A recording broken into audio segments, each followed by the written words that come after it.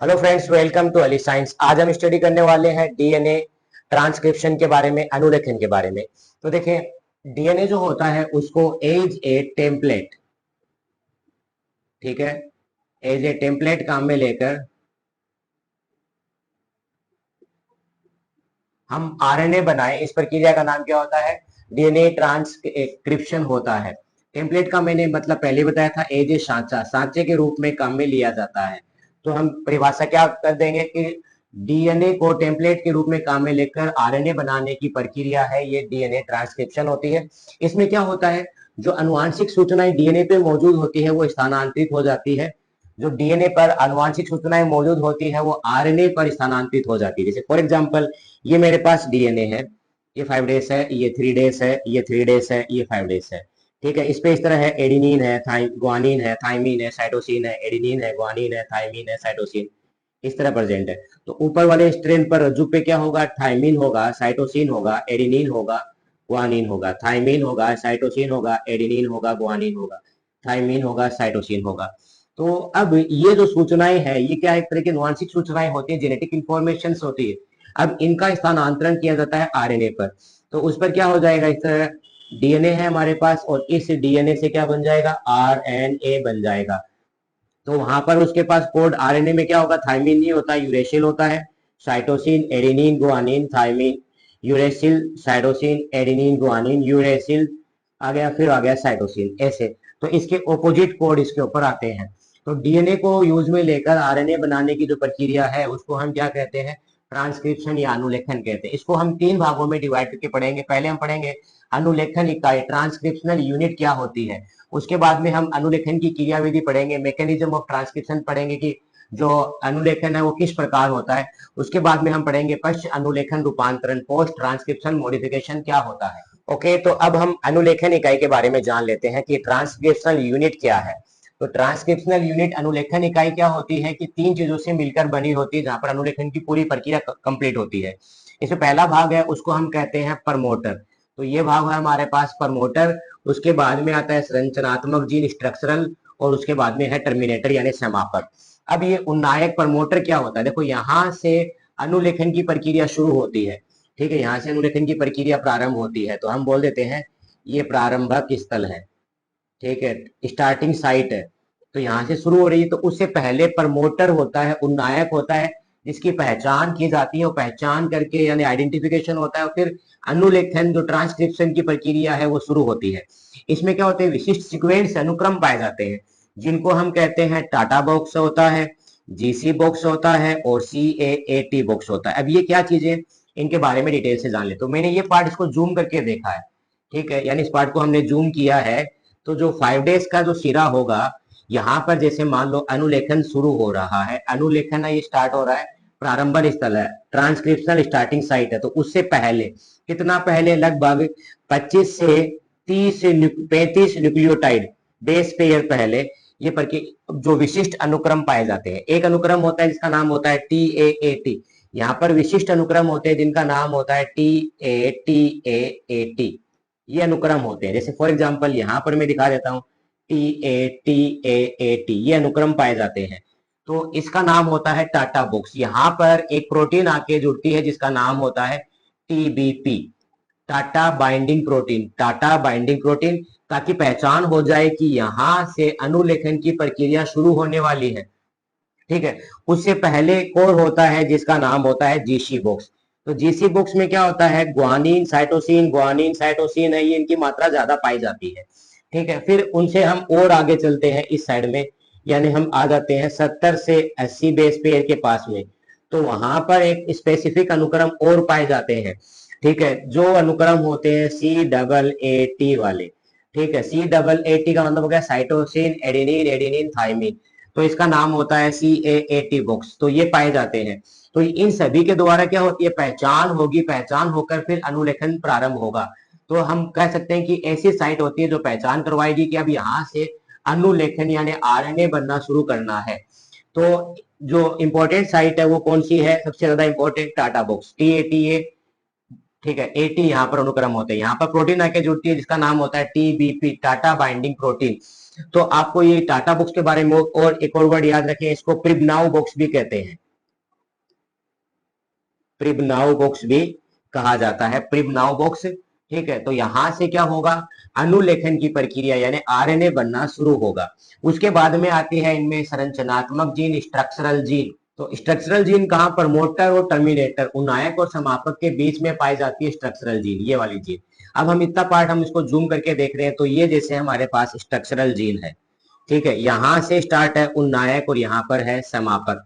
ठीक है, तो इस जीन में क्या होता है, दो रज्जुक पाए जाते हैं, दो स्ट्रैंड पाए जाते हैं। ये अपर साइड का है, इसको हम कहेंगे कोडिंग स्ट्रैंड। ठीक है, हिंदी में नाम भी यही लिखना है, कोडिंग रज्जुक। और नीचे का जो रज्जुक है इसका नाम होता है टेम्पलेट रज्जुक, हिंदी का नाम भी यही है, टेम्पलेट रज्जुक, टेम्पलेट स्ट्रैंड। अब ये दो स्ट्रैंड होते हैं, दो रज्जुक होते हैं। जैसे मान लो यहाँ पर इस तरह अनुक्रम है, ए सी सी, ए सी टी सी, ए जी जी सी, इस तरह। अब ये मैंने क्या लिखे हैं, ये नाइट्रोजन क्षार ही है, adenine cytosine cytosine, adenine cytosine thymine cytosine, adenine guanine guanine, ऐसे आप आगे पीछे कोई से भी लिख सकते हैं, कोई फिक्स नहीं है। ठीक है, क्योंकि हमारी बॉडी में कितने पाए जाते हैं, ये 3.3 × 10⁻⁹ क्षार युग्म पाए जाते हैं। तो हम कितना याद रखेंगे उनमें, वो भी कब, उसमें अगुणित कोशिका के अंदर है ये, अगर द्विगुणित कोशिका है तो कितना हो जाएगा, 6.6 × 10⁻⁹ तो कितने के आप ये याद रखेंगे। तो आप इसको डायरेक्ट ऐसे लिख सकते हो, adenine cytosine cytosine, adenine cytosine thymine. अब इसके ऑपोजिट वाला है, ये आपको सही लिखना होगा, एडेनिन जुड़ता है थाइमिन से, साइटोसिन ग्वानिन से, ये ग्वानिन से, फिर थाइमिन से, फिर ग्वानिन से, फिर एडेनिन से। मैं फटाफट लिख देता हूं ये।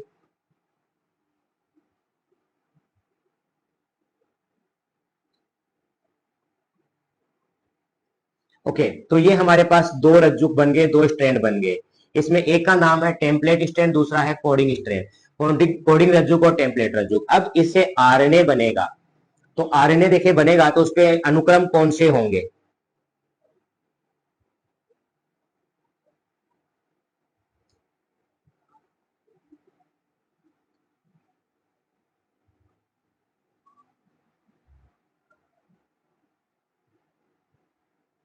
अब देखो, जो आरएनए मैंने बनाया है, ठीक है, इसके अनुक्रम देखें, इसके तो एकदम समान है, और इसके एक ऑपोजिट है, इसके कॉम्प्लीमेंट्री है। ऑपोजिट होते हैं उनके लिए यहां पर हम वर्ड काम में लेंगे पूरक। ठीक है, क्या है, कॉम्प्लीमेंट्री है। और इसके क्या होते हैं, एकदम सेम है, इसके समान है। ठीक है, ये हमारे पास 5 डेज है, ये 3 डेज है। यहाँ पर भी क्या था, अपर वाली साइड में 5 डेज, ये 3 डेज, ये 3 डेज था, ये 5 डेज था। ठीक है, तो देखें, हम क्या बोलेंगे कि जब एमआरएनए बनता है, जो उसके अनुक्रम यानी जो सीक्वेंस लिखे हैं, ये सीक्वेंस है, ये टेम्पलेट रज्जुक के, टेम्पलेट स्ट्रैंड के तो क्या होते हैं, पूरक होते हैं, कॉम्प्लीमेंट्री होते हैं, उल्टे होते हैं। लेकिन अगर हम बात कर रहे हैं कौन से रज्जु के, कोडिंग रज्जु के, तो कोडिंग रज्जु के कैसे होंगे, समान होंगे। बस अंतर क्या है, थाइमिन की जगह पर यूरेसिल है, फिर guanine guanine guanine guanine, thymine की जगह पर यूरेसिल, फिर ग्वानिन, सॉरी ये गलती लिख दिया है, यहाँ पर आना चाहिए साइटोसिन, फिर एडिनिन है, सॉरी सही था ये, ग्वानिन, फिर एडिनिन है, फिर ग्वानिन है, फिर यूरेसिल है, फिर साइटोसिन साइटोसिन। तो इसके तो कैसे होंगे, समान होंगे, और इसके कैसे होंगे, पूरक होंगे। तो ये हो गए टेम्पलेट रज्जुक और कोडिंग रज्जुक, आशा करते हैं समझ में आ गए होंगे। इनके जो ध्रुवता है वो कैसी है, यानी पोलरिटी क्या है, तो हम बोलेंगे कोडिंग रज्जुक तो होता है 5 डेज से 3 डेज की साइड में, और टेम्पलेट रज्जुक होता है 3 डेज से 5 डेज की साइड में। ठीक है, तो ये इनकी पोलरिटी ध्रुवता होती है। फिर आ जाते हैं समापक, क्या होता है, समापक वो स्थल होता है जहां पर टर्मिनेटर वो भाग होगा जहां अनुलेखन की प्रक्रिया रुक जाएगी।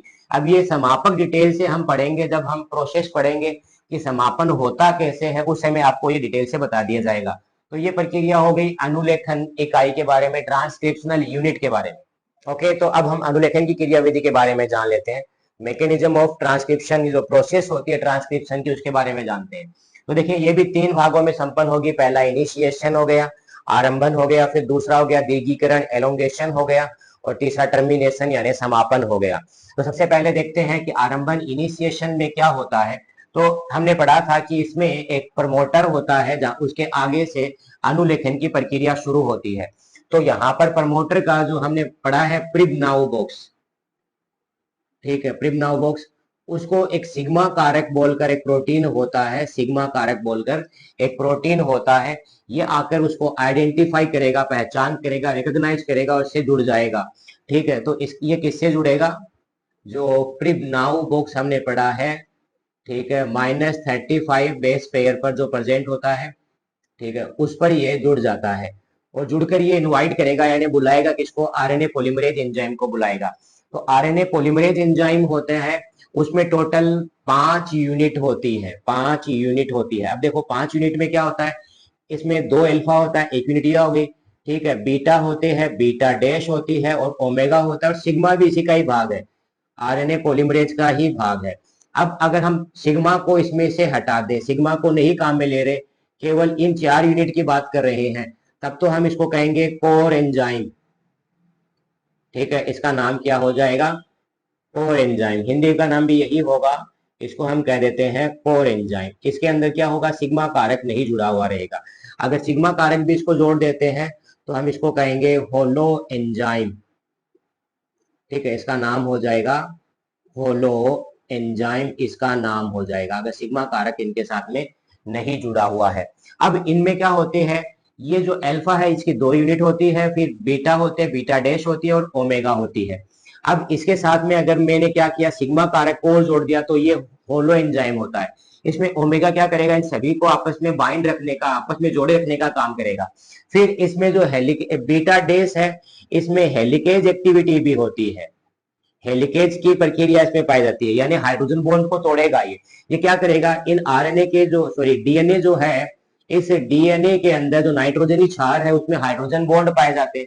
मान लो कि यहाँ पर एडिनिन है, यहाँ पर थाइमिन है, तो 2 हाइड्रोजन बॉन्ड हो गए, गुआनिन है 3 हाइड्रोजन बॉन्ड से साइटोसिन से जुड़ेगा, तो ये इन हाइड्रोजन बॉन्ड को तोड़ेगा और तोड़कर दोनों रज्जुकों को ऐसे सेपरेट कर देगा। तो सेपरेट होने पर यहाँ पर एक बुलबुले जैसी स्ट्रक्चर बन जाती है, जिसका नाम होता है ट्रांसक्रिप्शन बबल। ठीक है, हिंदी में यही नाम आपको याद रखना, ट्रांसक्रिप्शन बबल या अनुलेखन बुलबुला कह सकते हो, लेकिन ज्यादा इंपॉर्टेंट वर्ड नहीं है, ट्रांसक्रिप्शन बबल बनेगा। ठीक है, और फिर ये क्या करेगा, नया आरएनए बनाना शुरू करेगा इस तरह। ठीक है, आरएनए इस दिशा में बनाएगा, ये 3 डेज पे और 5 डेज पे चलेगा। जैसे फॉर एग्जाम्पल ये मेरे पास डीएनए है, ये 5 डेज है, ये 3 डेज है, ये 3 डेज है, ये 5 डेज है, इस पर आरएनए पॉलीमरेज एंजाइम है, ये जुड़ जाएगा और इस दिशा में आगे बढ़ेगा, 3 डेज पे 5 डेज की ओर, 3 डेज से 5 डेज की ओर। लेकिन आरएनए किस दिशा में बनाएगा, तो आरएनए ऐसे बनेगा, इस साइड में 5 डेज रहेगा, इस तरफ 3 डेज रहेगा, तो आरएनए बनने की दिशा होगी 5 डेज से 3 डेज दिशा की ओर। और ये क्या करेगा, एनटीपी के रूप में न्यूक्लियोटाइड जोड़ेगा। एनटीपी का मतलब हो गया, एटीपी के रूप में एडिनिन जोड़ देगा, जीटीपी के रूप में ग्वानिन जोड़ देगा, सीटीपी के रूप में साइटोसिन जोड़ देगा और यूटीपी के रूप में यूरेसिल जोड़ेगा। ठीक है, तो नाम हो जाएगा adenosine triphosphate, guanosine triphosphate, cytidine triphosphate, uridine triphosphate, तो इनके रूप में जोड़ेगा। लेकिन जो पहला इसमें जोड़ा जाता है न्यूक्लियोटाइड, वो या तो एडिनिन जोड़ेगा या गुआनिन जोड़ेगा। पहला न्यूक्लियोटाइड हमेशा एडिनिन और गुआनिन, जो हमने पढ़ा है कि एडिनिन और जो गुआनिन होते हैं ये दोनों क्या होते हैं, प्यूरिन होते हैं, ये दोनों प्यूरिन होते हैं। तो पहला किसको जोड़ने का काम करेगा, ये प्यूरिन को जोड़ने का काम करेगा। तो इस प्रकार ये लगातार इस पे आगे बढ़ता रहेगा और आरएनए बनाता रहेगा। तो अब हम पढ़ लेते हैं कि इनमें एलोंगेशन कैसे होता है। ओके, तो अब हम जो अनुलेखन है उसकी दीर्घीकरण प्रक्रिया, ट्रांसक्रिप्शन की एलोंगेशन, उसके बारे में जान लेते हैं। तो देखिए, हमने अभी पढ़ लिया था कि आरएनए पॉलीमरेज एंजाइम यहाँ पर आएगा और आरएनए पॉलीमरेज एंजाइम क्या करेगा, नया डीएनए बनाएगा। आरएनए पॉलीमरेज एंजाइम के द्वारा नया आरएनए, सॉरी डीएनए नहीं, आरएनए बनाया जाएगा। इसको हम कह देते हैं डीएनए निर्भर RNA polymerase, RNA polymerase, DNA निर्भर आरएनए पॉलीमरेज, क्योंकि ये डीएनए का उपयोग करके आरएनए बनाता है। डीएनए डिपेंडेंट आरएनए पॉलीमरेज इसको कहते हैं। ये क्या करता है, 5 डेज से 3 डेज दिशा में काम करेगा, यानी 5 डेज से 3 डेज दिशा के अंदर ये आरएनए बनाने का काम करेगा। ठीक है, और जब आरएनए बन रहा होता है तो डीएनए और आरएनए आपस में मिलकर हाइब्रिड बनाते हैं, संकर बनाते हैं। जैसे हमारे पास है थाइमिन है, साइटोसिन है, एडिनिन है, गुआनिन है, ये आरएनए के एडिनिन, गुआनिन, यूरेसिल, साइटोसिन उनसे जुड़ेगा और एक यहाँ पर ये क्या बनाएगा, एक हाइब्रिड बनाएगा। ठीक है, एक संकर का निर्माण करेगा, जिसको हम बोल देते हैं डीएनए आरएनए हाइब्रिड। ठीक है, उसके पश्चात क्या होगा कि जो डीएनए इनमें जितने भी एडेनिन, ग्वानिन, यूरेसिल, साइटोसिन है, इनको जोड़ा गया, इनको एनटीपी के रूप में जोड़ा गया है, न्यूक्लियोटाइड ट्राइफॉस्फेट के रूप में। और वो कौन कौन से हो जाएंगे? एटीपी हो जाएगा, अगर ग्वानिन जोड़ा गया है तो जीटीपी हो जाएगा, अगर साइटोसिन जोड़ा गया है तो सीटीपी हो जाएगा, और अगर यूरेसिल जोड़ा गया है तो यूटीपी, यूरिडीन टाइफॉस्फेट। प्लस साथ साथ में ये आरएनए पॉलीमरेज एंजाइम है, ये प्रूफ रीडिंग का भी काम करता है। ठीक है, प्रूफ रीडिंग करता है। इसका मतलब क्या होता है? जैसे मान लो यहाँ पर यूरे साइटोसिन की जगह पर ग्वानिन जुड़ गया तो इससे आगे प्रोटीन बनेगी, तो ये गलत होगा तरीका, प्रोटीन दूसरे टाइप की बनेगी, यानी उत्परिवर्तन आ जाएगा, म्यूटेशन आ जाएगा। उससे बचने के लिए इसकी प्रूफ रीडिंग भी करता है कि जो जोड़ रहे हैं ये सही तो जोड़ रहे हैं क्या। ठीक है, तो उसकी प्रूफ रीडिंग का काम भी कौन करेगा? आरएनए पॉलीमरेज एंजाइम ही यहाँ पर प्रूफ रीडिंग का काम भी करेगा। ठीक है, प्रूफ रीडिंग का काम करेगा। तो ये हो गया हमारे पास एलोंगेशन प्रोसेस। उसके बाद में हम पढ़ लेते हैं कि टर्मिनेशन इसमें अंदर कैसे होता है, टर्मिनेशन यानी समापन कैसे होगा। ओके, तो अब हम जो टर्मिनेशन प्रोसेस है उसके बारे में जान लेते हैं कि समापन कैसे होता है। तो देखिए, अनुलेखन का जो समापन होता है, टर्मिनेशन होता है, वो दो टाइप का होता है। एक कहते हैं हम रो निर्भर, रो एक प्रोटीन का नाम है, उस पर निर्भर करके रो डिपेंडेंट होता है। और दूसरा होता है कि वो रो पर निर्भर नहीं करता, रो विहीन, रो इंडिपेंडेंट होता है। अब पहले पढ़ लेते हैं कि रो निर्भर टर्मिनेशन समापन कैसे होता है। तो एक प्रोटीन है जिसका नाम होता है रो प्रोटीन। ठीक है, एक रो प्रोटीन होती है, ये क्या करती है, इसके जो समापक होता है यानी टर्मिनेटर होता है, जब टर्मिनेटर के पास पहुंचते हैं, समापक के पास पहुंचते हैं, तो रो प्रोटीन आकर जुड़ती है और जुड़कर आरएनए पॉलीमरेज एंजाइम जो होता है, यहाँ आरएनए पॉलीमरेज एंजाइम जो नया आरएनए बना रहा है उसको सेपरेट कर देती है। फिर आरएनए और जो डीएनए का हाइब्रिड बनता है, संकर बनता है, उसको भी तोड़ देती है, और डीएनए है ये आरएनए से अलग हो जाएगा और आरएनए फिर स्वतंत्र हो जाएगा, पूरा एक अकेला बन जाएगा। इस प्रकार इसमें क्या होता है कि टर्मिनेशन होता है, जो अनुलेखन की प्रक्रिया, ट्रांसक्रिप्शन की प्रोसेस है, वो रुक जाती है। उसके बाद में हम देखते हैं कि जो रो विहीन यानी रो इंडिपेंडेंट कैसे होता है।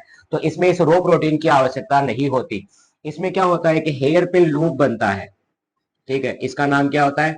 हेयर पिन लूप कहते हैं।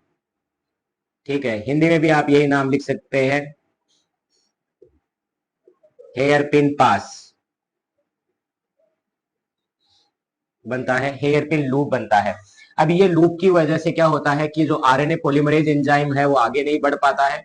ठीक है, आगे तो बढ़ जाएगा, देखो आरएनए पॉलीमरेज एंजाइम यहाँ रहता है, तो आरएनए पॉलीमरेज एंजाइम, ठीक है, ये आगे तो बढ़ जाता है, लेकिन यहाँ पर जो हाइब्रिड बनता है डीएनए और आरएनए का, वो हाइब्रिड नहीं बन पाता है, और इसकी वजह से क्या होता है, आरएनए है ये डीएनए से सेपरेट हो जाता है, अलग हो जाता है, और इस प्रकार जो टर्मिनेशन की प्रोसेस है, समापन की प्रोसेस कंप्लीट होती है। अब ये क्वेश्चन बन गया कि सर ये हेयर पिन लूप क्या है। तो देखो, ये जैसे हमारे पास आरएनए है, ठीक है, इस आरएनए पर जैसे हमारे पास कुछ कोड ऐसे है, एडिनिन है, एडिनिन है, एडिनिन है, साइटोसिन है, साइटोसिन है, एडिनिन है, और फिर हमारे पास है यूरेसिल है, यूरेसिल है, यूरेसिल है, ग्वानिन है, ग्वानिन है, और यूरेसिल है। तो ये कोड क्या होते हैं, देखो उल्टा लिख दिया, इसको ऐसे लिखेंगे, यूरेसिल है, ग्वानिन है, फिर यूरेसिल, यूरेसिल, यूरेसिल, ऐसे है। तो ये कोड आपस में ऐसे जुड़ जाते हैं, यानी इस तरह स्थिति हो जाती है, ये एडेनिन है, फिर एडेनिन है, फिर एडेनिन है, साइटोसिन है, साइटोसिन है, एडेनिन है। ठीक है, फिर इनके बीच का कुछ भाग होगा, जैसे मान लो यहाँ पर हमारे पास ग्वानिन है, साइटोसिन है, एडेनिन है, ग्वानिन है, साइटोसिन, ऐसे लिख दिया। और फिर इस साइड के अंदर हमारे पास क्या है, यूरेसिल है, फिर है ग्वानिन है, ग्वानिन है, फिर यूरेसिल, यूरेसिल, यूरेसिल। तो ये आपस में ऐसे बंद बना लेंगे, बंद बनाने की वजह से क्या होगा, ये मैंने जी लिखा है, ध्यान रखना है। तो बंद बना लेंगे और एक इस तरह स्ट्रक्चर बन जाती है जिसका नाम होता है हेयर पिन। तो इसकी वजह से टर्मिनेशन होता है, इसको इंट्रिंसिक प्रोसेस भी कहते हैं, इंट्रिंसिक प्रक्रिया भी कहा जाता है।